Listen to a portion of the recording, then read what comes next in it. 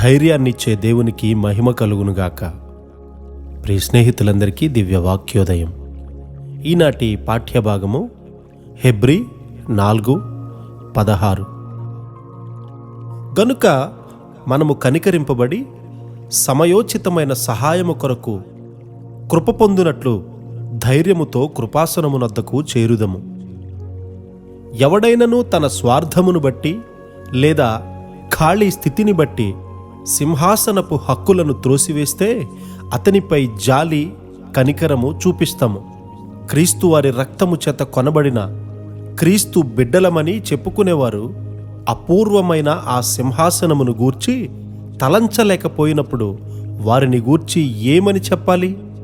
అంతేకాదు, వారెన్నడూ ఆ సింహాసనపు హక్కును సాధకము చేయలేదు కూడా. అసలు చెప్పాలంటే వారు సింహాసనాన్ని గూర్చి తలంచరు. మనము మన చుట్టూ ఉన్నవారికి దేవుని మహిమైశ్వర్యాన్ని, శక్తిని చాలా తక్కువగా చూపించడం ఆశ్చర్యం.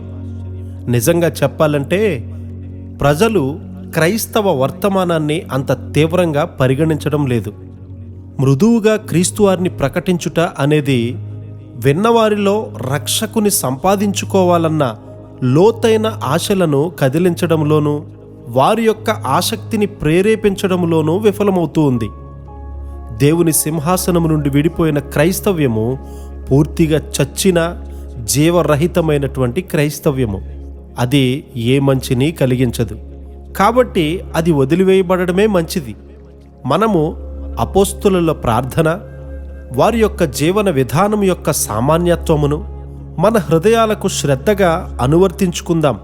అపోస్తలులలోనూ గొప్ప దైవజనులలోనూ శతాబ్దాలుగా మనము చూస్తున్న ప్రార్థనా విధానం మన ప్రభువు శక్తివంతుడై దేవుని కుడిపార్శ్వమును కూర్చున్నాడు అన్న నమ్మిక వలన, అంతేకాకుండా స్థిరమైన నిశ్చయత వలన కలిగింది.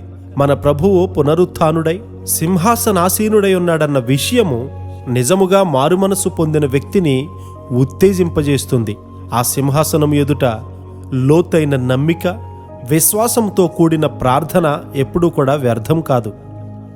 ఈ దినాల్లో దేవుని వాక్యాన్ని ధైర్యముగాను ఖచ్చితముగాను బోధించడం అనేది అరుదుగా వింటున్నాము. నిబ్బరమైన ప్రార్థన నుండి నిబ్బరమైనటువంటి బోధన వస్తుంది.